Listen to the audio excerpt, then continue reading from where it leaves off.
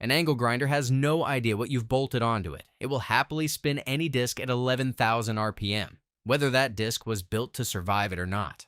And at that speed, the wrong disc doesn't fail. It detonates. Here's every major disc explained, what each one is really for, including the one disc that finally makes a grinder safe on wood and the two that never should be. The cutting disc is a blade pretending to be a wheel, a whisper of abrasive, 1 to 2.5 millimeters thin, made to slice straight lines through metal. Rebar, bolts, steel pipe, rusted exhaust hangers. If it's metal and it needs to be shorter, this is the disc. That thinness is the entire design. And it's also the entire danger. A cutting disc has exactly one direction of strength, straight ahead. Lean it sideways, twist it in the cut, use its face to grind, and you're bending a wafer that's spinning faster than a jet turbine. It doesn't wear out from that. It bursts, and the fiberglass mesh inside is the only thing deciding how big the pieces are. So, forward pressure only. Never grind with it. And always check that the RPM printed on the disc meets or beats your grinder's speed. And here's the detail almost nobody knows. Look at the metal ring in the center. There's an expiry date stamped on it. The resin holding the abrasive together ages, and an expired disc is a weaker disc. Yes, your grinding discs can go off like milk. Everything the cutting disc is, the grinding disc isn't. Thick where the other is thin, 6 millimeters and up, and built to work on its face, not its edge. Its job is subtraction, knocking down welds, shaping steel, erasing material a layer at a time. A technique is one number. Hold it at 15 to 30 degrees to the surface. Find the angle where it settles in, and then let the abrasive eat at its own pace. Leaning on a grinding disc is how amateurs announce themselves. The extra pressure just makes heat, wears the disc into a lopsided cone, and stresses the metal underneath. The grit number reads like sandpaper. Lower means angrier. 24 to 36 grit devours material when you have a lot to remove.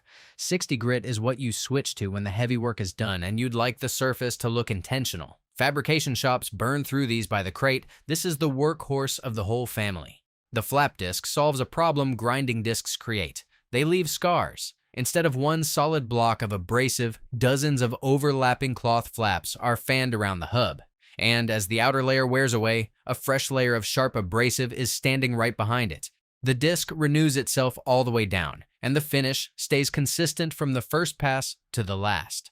The flat version lies almost level with the work, 0 to 15 degrees, which makes it the tool for flat truth. Melting a weld bead into the surrounding steel until it disappears, prepping a panel for paint, pulling one even finish across a big surface. A grinding disc leaves evidence. A flap disc leaves a product. 40 to 60 grit still removes real material. 80 blends. 120 leaves a surface ready for primer. And spend the extra money on zirconia or ceramic flaps for steel. They cut cooler and outlast standard aluminum oxide by multiples, which makes the cheap ones the expensive ones. Same idea, different geometry, and absolutely not interchangeable. On the angled flap disc, the flaps climb toward the center in a shallow cone, and that cone changes everything about how it touches the work. It wants a steeper attack, 15 to 25 degrees, and it presses more abrasive into the surface at once, which makes it noticeably hungrier than its flat sibling. That's exactly what curved work needs. Pipe, tube, contoured panels, inside corners, anywhere the surface refuses to be a plane, the cone follows the shape while a flat disc would only skim the high spots. The rule fits on a sticker. Flat face for flat surfaces, angled face for curves and fast removal. They look nearly identical hanging on the rack. People grab the wrong one daily and then blame the disc for a finish it was never designed to give. Now the physics changes completely. Diamond blades don't sand their way through anything. Industrial diamonds are locked into a metal rim, and as that metal matrix slowly erodes, it keeps surrendering fresh diamond edges to the front line. The blade sharpens itself by wearing out. The segmented version has deliberate gaps carved into the rim, and those gaps are doing two jobs at once. Venting heat so the blade survives dry cutting, and flushing crushed debris out before the blade drowns in its own dust. That makes it the outdoor brute. Concrete, brick, block, stone, cut fast, cut dry, cut all day. But every one of those gaps is a tiny hammer. On anything finished or brittle, tile, marble, porcelain, the interrupted rim chips the edge to pieces. Rough structural material only. For the delicate stuff, you need its twin. Same diamonds, opposite personality. The continuous rim runs unbroken around the entire blade. No gaps, no hammering, just constant smooth contact. That's what lets it glide through materials that shatter if you look at them wrong. Porcelain tile, granite countertop, even glass, leaving an edge clean enough to install. The price of gentleness is heat. With no gaps to breathe through, this blade cooks, so it's meant to run wet. A trickle of water turns a blade that would burn out in minutes into one that cuts beautifully for years. Decision rule: if the material is rough and structural, segmented. If it's finished, decorative, or brittle, continuous rim and water. And if you want one blade to split the difference, the turbo rim, a serrated but unbroken edge, lives exactly between the two.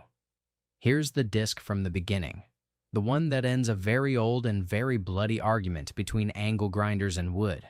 Ordinary abrasive discs are lethal on timber. The grain grabs them, the grinder kicks back toward your hands, and the disc loads up with burnt dust. For decades, the honest answer was simply, grinders don't do wood. The carbide wheel rewrites that.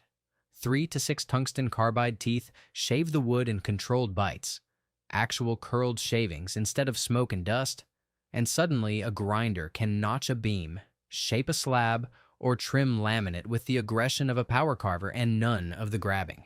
It's not a precision tool, it's a fast one. Rough shaping is the job. 2 hard lines. Wood discs never touch metal. Metal discs never touch wood. No exceptions. Ever. And when you see chainsaw tooth carving discs for grinders, know that emergency rooms know them by name. Many professionals flat out refuse to mount one. The plain carbide wheel does 90% of the work at a fraction of the risk. The wire wheel doesn't grind anything, it whips it. Hundreds of steel wire tips strike the surface thousands of times a second, flicking off rust, paint, and weld scale while barely touching the healthy metal underneath. It's a cleaner, not a cutter. 2 builds, 2 temperaments. Twisted knot wheels bundle the wires into stiff ropes. Brutal, fast, and happy to scratch the base metal while stripping decades of corrosion.